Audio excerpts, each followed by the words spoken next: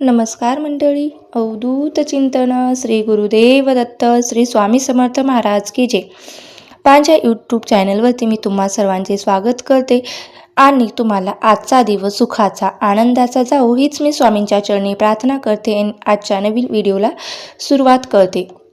बघा, 15 जुलैपासून पवित्र असा आषाढ महिन्याला सुरुवात झालेली आहे आणि या आषाढ महिन्याची समाप्ती 12 ऑगस्टला होणार आहे. आषाढ हा महिना धार्मिक दृष्टीने खूप महत्त्वाचा मानला जातो, कारण या महिन्यात आषाढी एकादशी येते.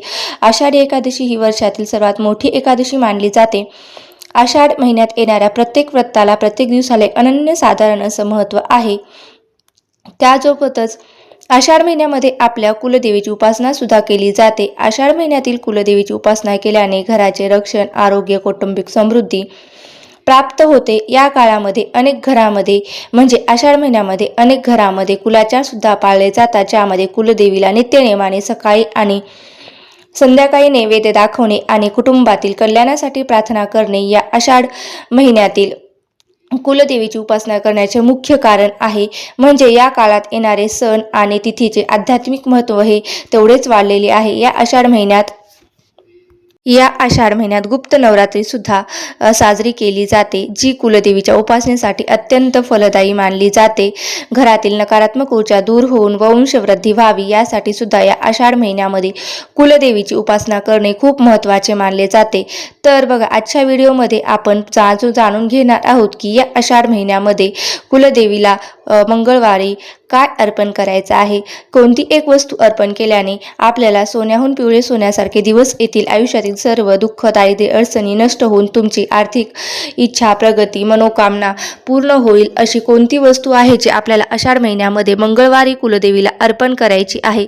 ही सेवा कशी करायची आहे, उपाय कसा करायचा आहे, याबद्दलची संपूर्ण माहिती आपण या व्हिडिओमध्ये पाहणार आहोत. त्यामुळे तुम्हाला काय करायचं आहे तर व्हिडिओ स्किप न करता शेवटपर्यंत नक्की पहा, ऐका आणि चॅनलवरती नवीन असाल तर चॅनलला सबस्क्राईब करून घ्या, जेणेकरून संपूर्ण माहिती तुमच्यापर्यंत मिळून जाईल. आता आजच्या व्हिडिओमध्ये जो मी उपाय सांगणार आहे तो आषाढ महिन्यातील प्रत्येक मंगळवारी करायचा आहे. प्रत्येक मंगळवारी ज्यांना शक्य नाही त्याने जेवढ्या मंगळवारी जमेल तेवढ्या मंगळवारी करण्याचा जास्तीत जास्त प्रयत्न करा. जेवढ्या मंगळवारी तुम्हाला एक ही वस्तू आपल्या कुलदेवीला अर्पण करायची आहे. आता आषाढ महिन्यामध्ये एकूण 4 मंगळवार येत आहेत. चारही जर तुम्ही हा उपाय केला तर खूपच जास्त प्रभावी ठरेल. आता सगळ्यात महत्त्वाची गोष्ट या आषाढ महिन्यातील मंगळवारी आपलं व्रत करत असतो. तुम्ही व्रत करत नसाल तर तुम्ही नक्कीच आषाढ महिन्यामध्ये मंगळवारचं व्रत करायला सुरुवात करा. आषाढ महिन्यामध्ये एक गुप्त नवरात्री येते. नवरात्री तिथी ही आपल्या कुलदेवीची असते आणि मंगळवार हा देखील आपल्या कुलदेवीला समर्पित असणारा दिवस आहे. म्हणून आषाढ महिन्यातील मंगळवारी अनेक स्त्रिया हे व्रत करत असतात, कारण आषाढ महिन्यातील मंगळवार व्रत हे खूप जास्त प्रभावी मानलं जातं. जी स्त्री श्रद्धेने या आषाढ महिन्यातील मंगळवारचे व्रत करून आपल्या कुलदेवीची पूजा करते, त्या व्यक्तीची आणि त्या स्त्रीची प्रत्येक इच्छा, मनोकामना ही पूर्ण होत असते. आपली कुलदेवी ही आपली कुलस्वामिनी आहे आणि ती आपल्या कुळाचं, आपल्या कुटुंबाचं रक्षण करत असते. प्रत्येक घरातील कुलदेवी ही वेगवेगळी असते आणि हीच कुलदेवी आपल्या कुळाचा उद्धार करत असते. कुलदेवी ही वंशवृद्धी करणारी असल्यामुळे ती आपल्या प्रत्येकाच्या घरामध्ये कुलदेवीचा हा टाक सुद्धा असतो किंवा फोटो सुद्धा असतो आणि तो नेहमी सुद्धा आपल्या घरात असायलाच पाहावे. प्रत्येकाच्या घरात कुलदेवीचा टाक किंवा फोटो असावे आणि नित्यनियमाने आपल्या कुलदेवीची पूजा व्हावी. कुलदेवीची पूजा करतो जेव्हा आपल्या कुटुंबावरती प्रसन्न राहून ती आपल्या परिवाराचे संरक्षण करत असते, आपल्या घरावर येणारे सर्व विघ्न आणि आपत्ती दूर करत असते आणि कुलदेवीच्या नित्यसेवेने सर्व प्रकारची सुख, संपत्ती, आरोग्य यामध्ये वृद्धी होत असते आणि तुमच्या हातून तुमच्या घरामध्ये तुमच्या कुलदेवीची जर सेवा होत असेल तर ठीकच आहे, पण तुमच्या घरात जर तुमच्या कुलदेवीची सेवा होत नसेल तर त्यामुळे तुम्हाला खास करून ह्या आषाढ महिन्यामध्ये हा उपाय करायचा आहे. बघा, तसं बघायला गेलं तर अनेक जणांना आपली कुलदेवी कोणती आहे हे सुद्धा माहीत नसतं. त्यामुळे लोकांना आयुष्यामध्ये अनेक अडचणींचा सामना करावा लागतो. म्हणून आपण प्रत्येकाने आधी आपली कुलदेवी कोणती आहे ही नक्की जाणून घेण्याचा प्रयत्न करून घ्या. जर तुम्हाला तुमची कुलदेवी अजूनही माहीत नसेल तर तुमच्या गुरूंकडे जावा, तुमची कुलदेवी आहे ती माहीत करून घ्या आणि त्या कुलदेवीचा टाक आणि फोटो बनवून तो आपल्या देवघरामध्ये नक्की ठेवा आणि त्याची पूजा ही आपल्याला करायची आहे. जर तुम्हाला माहिती करून सुद्धा तुमची कुलदेवी तुम्हाला माहीत होत नसेल तर काय करायचं आहे, दिवस रात्री झोपण्या अगोदर 108 वेळा या मंत्राचा जप करायचा आहे. ओम ओम ओम क्लीम चामुंडाय विच्छे, ओम रीम क्लीम चामुंडाय विच्छे रात्री झोपून घ्यायचं आणि नक्की कुलदेवीची आहे ना ती आपल्या स्वप्नात येते आणि आपल्याला संकेत देत असते की त्यावरून सुद्धा तुम्ही तुमची कुलदेवी कोणती आहे हे नक्की समजून जावा. आता बऱ्याच जणांना ही गोष्ट खोटी वाटते, पण ज्यांना अनुभव आला आहे त्याने नक्कीच हा अनुभव कमेंट बॉक्समध्ये शेअर करा आणि 100% हा अनुभव दिसून येईल.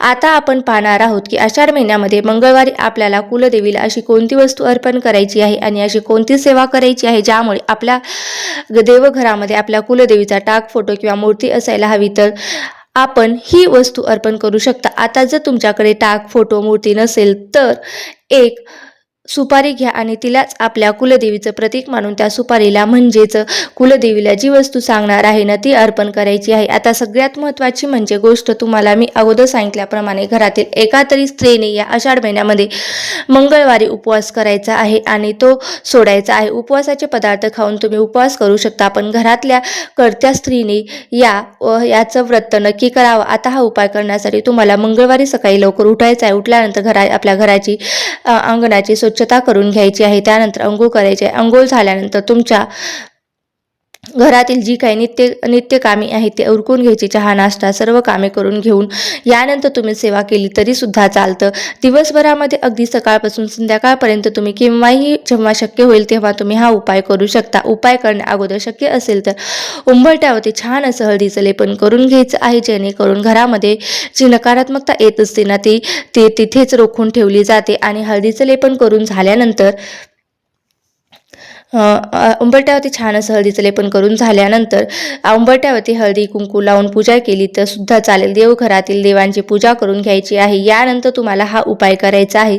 बघा, आता या सेवेसाठी तुम्हाला संकल्प सुद्धा करू शकता. आणि संकल्प का करायचा, जर तुमची एखादी इच्छा अपूर्ण असेल किंवा एखादं काम अपूर्ण असेल तर ते तुम्हाला पूर्ण करण्यासाठी मात्र संकल्प करायचा असता. आणि संकल्प करून केलेली सेवा ही कधीही जास्त फळ देत असते. कुलदेवीकडून पूर्ण करून घेण्यासाठी आपल्याला प्रयत्नाने यश मिळवण्यासाठी सुद्धा तुम्ही संकल्पयुक्त ही सेवा करायची करा. तसेच तुम्ही तर सर्वप्रथम तुम्हाला शुद्ध गाईच्या तुपाचा एक दिवा आहे ना तो आपल्या देवघरामध्ये प्रज्वलित करून घ्यायचा आहे. कारण ज्योतिषशास्त्रानुसार असे सांगितले जाते की कोणतीही सेवा किंवा उपाय हे अग्निदेवतेच्या साक्षीने सुरुवात केल्याने हा उपाय भगवंतापर्यंत लवकर पोहोचतो. म्हणून तुपाचा दिवा लावायचा आहे. तेल असेल तर तेलाचा सुद्धा तुम्ही दिवा लावू शकता, पण शक्यतो ही सेवा करताना तुम्ही तुपाचाच दिवा लावू शकता. आता यानंतर तुम्ही धूप, दीप, अगरबत्ती तुम्हाला लावून घ्यायचा आहे. आता आपल्या कुलदेवीचा जो टाक असेल त्या टाकावरती तुम्हाला अभिषेक करायचा आहे. फोटो असेल तर स्वच्छ पुसून घ्यायचा आहे. सुपारी घेतली असेल तर सुपारीवरती सुद्धा छान असा अभिषेक करून घ्यायचा आहे. यानंतर तुम्ही एक तावण घ्यायचा आहे किंवा एखादं छोटं स्टीलचं ताट घ्यायचं आहे आणि प्लास्टिकच्या भांड्याचा वापर करायचा शक्यतो नाही करायचा. तो तामण हे आपल्याला तामण घ्यायचं आहे. हळदी कुंकू मिक्स करून तुम्हाला त्यावर कुलदेवीचा टॅग घ्यायचा आहे. एक सुपारी घ्यायची आहे आणि सुपारी ठेवू शकता. आणि यानंतर आपल्याला सर्वप्रथम आपल्या कुलदेवीचा कुंकुमार्चन करायचं आहे. देवीच्या चरणापासून ते मस्तकापर्यंत तुम्हाला कुंकुमार्चन करायचं आहे. आता हे कुंकुमार्चन किती वेळा करायचं आहे तर हे 11 वेळा करायचं आहे आणि किंवा 16 वेळा तुम्ही करू शकता किंवा 108 वेळा सुद्धा तुम्ही करू शकता. जसे तुम्हाला करायचं आहे तशा पद्धतीने तुम्ही हे करू शकता. आणि उजव्या हाताचा अनामिका असतो आणि जो मधलं बोट असतं ना, तसेच अंगठ्यातल्या या 3 बोटामध्ये जेवढं तुमच्या हातात कुंकू बसेल तेवढं कुंकू घ्यायचं आणि देवीच्या चरणापासून ते मस्तकापर्यंत आपल्याला अर्पण करायचं आहे. जर शक्य झालं तर आपल्या उजव्या हाताच्या 5ही बोटाने तुम्ही हे कुंकुमार्चन करू शकता. कुंकुमार्चन करत असताना तुमच्या कुलदेवीचं नाव घ्यायचं आहे आणि कुलदेवीचा मंत्र येत असेल तर तो सुद्धा मंत्र तुम्ही म्हणू शकता किंवा नव अर्णव मंत्र सुद्धा तुम्ही पठण करू शकता. आता ही सेवा झाल्यानंतर तुम्हाला कुलदेवीचा खडी साखर अर्पण करायची आहे. म्हणजे खडी साखरेचा नैवेद्य जो आहे तो आपल्याला अर्पण करायचा आहे. आणि यानंतर तुम्हाला एक लवंग घ्यायची आहे. प्रत्येक लवंगाला फुल असते आणि फुलाची जी लवंग असते ना त्या 11 लवंगा घ्यायच्या आहेत आणि एक लवंग आपल्या उजव्या हातात घ्यायची आहे आणि ओम रीम क्लीम चामुंडाय विच्छे हा मंत्र म्हणायचा आहे. ही लवंग आपल्या कुलदेवीला अर्पण करायची. असं करून आपल्याला एक अशा 11 लवंगा कुलदेवीला अर्पण करायचे आहेत. आणि मग दोन्ही हात जोडून धरून आपली जी इच्छित मनोकामना आहे ती इच्छा व्यक्त करायची. आणि जर तुम्हाला या मंगळवारी संध्याकाळी किंवा सकाळी जर खिरीचा नैवेद्य बनवणं शक्य झालं तर तुम्ही खिरीचा नैवेद्य बनवून सुद्धा नक्कीच नैवेद्य दाखवू शकता. या आषाढ महिन्यातील एक तरी मंगळवारी हा उपाय नक्की करून पहा, जेणेकरून तुम्हाला कुलदेवीचा आशीर्वाद प्राप्त होईल. आणि तसेच तुम्हाला या दिवशी कुलदेवीला गजरा सुद्धा अर्पण करायचा आहे. आणि गजरा अर्पण करून झाल्यानंतर सकाळी सगळ्या सेवेबाबत आपण अशी खूप महत्त्वाची वस्तू जी असते ती कुलदेवीला अर्पण करायची असते. आपण आपल्या कुलदेवीची सेवा किंवा पूजा त्या वस्तूशिवाय अपूर्ण असते. म्हणून तांबूल म्हणजे काय तर हे जे तांबूल आहे ते पानाचा विडा, ज्यामध्ये 2 विड्याची पानं असतात, ज्याला आपण खायची पानं सुद्धा देखील म्हटलं जातं. त्यावर्षी थोडासा काच, चुना, बडीशोप टाकायची असते आणि ही थोडीशी खडीसाखर ठेवायची असते आणि ही 2 केशराच्या पाकळ्या ठेवायच्या असतात. आणि यासोबतच एक तुम्हाला अख्खी जी वेलची असते ना, ती हिरवी वेलची तुम्हाला त्यात ठेवायची आहे. आणि हा विडा तयार करून आपल्या कुलदेवीला अर्पण करायचा आहे. आणि ही जो तुम्ही विडा तयार केला असतो तो एक लवंग घेऊन त्याला वरून खालतीपर्यंत खोचायचा आहे. यानंतर हा पानाचा विडा तुम्हाला आपल्या कुलदेवीला अर्पण करायचा आहे. आता हा विडा अर्पण केल्यानंतर तुम्ही सेवा करून झाल्यानंतर 1 ते 2 तासानंतर तुम्ही हा विडा उचलून घ्यायचा आणि तो बारीक करायचा आणि घरातील प्रत्येक व्यक्तीने थोडा थोडा प्रसाद म्हणून खायचा. आपल्या घरातील व्यक्ती सोडून बाहेरच्या कोणत्याही व्यक्तीला हा प्रसाद द्यायचा नाही. अशा पद्धतीने आपल्याला हा उपाय आषाढ महिन्यात मंगळवारी आपल्या कुलदेवीची सेवा उपासना जी आहे ती करायची आहे. जर या प्रत्येक मंगळवारी तुम्हाला करणं शक्य नसेल तर काही हरकत नाही, पण आषाढ महिन्यातील एका तरी मंगळवारी तुम्ही हा उपाय नक्की करून पहा. प्रत्येकाने हा उपाय करा. तो करायचा. तो दुसऱ्या दिवशी तुम्ही कुंकुमार्चन केलं असेल तर तेही तुम्ही कुंकुमार्चन काढून एका डबीमध्ये भरून ठेवायचं आणि दररोज आपल्या कुंकू ते कपाळावरती लावायचं, भांगीमध्ये भरायचं. बघा, एखादी व्यक्ती महत्त्वाच्या कामासाठी बाहेर जात असेल तर ते कुंकू त्या व्यक्तीच्या कपाळावरती एक टिळक लावा. नक्कीच त्या व्यक्तीला त्या कुंकुमाच्या कामासाठी केलेल्या आहे त्या कामामध्ये 100% यश मिळेल. तसेच मुलांच्या कपाळावरती सुद्धा तुम्हाला या कुंकुवाचा टिळा दररोज लावायचा आहे. स्वतःच्या कपाळीवरती सुद्धा लावून वाईट नजरेपासून किंवा वाईट लोकांपासून आपलं संरक्षण होतं.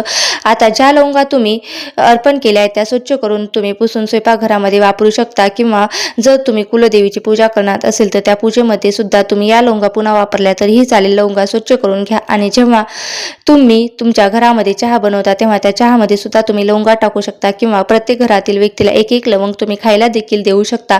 ही अत्यंत महत्त्वाची माहिती मला तुमच्यासोबत शेअर करायची होती. तुम्हाला ही माहिती कशी वाटली नक्की मला कमेंट करून सांगा. जर माहिती आवडली असेल तर तुमच्या मित्रपरिवारासोबत जास्तीत जास्त शेअर करा आणि असेच महत्त्वपूर्ण माहितीचे व्हिडिओ पाहण्यासाठी माझ्या चॅनलला सबस्क्राईब करून घ्या, जेणेकरून तुम्हाला नवनवीन व्हिडिओ पाहता येतील. धन्यवाद. श्री स्वामी समर्थ. जय जय स्वामी समर्थ. जय जय रामकृष्ण हरी. जय जय रामकृष्ण हरी.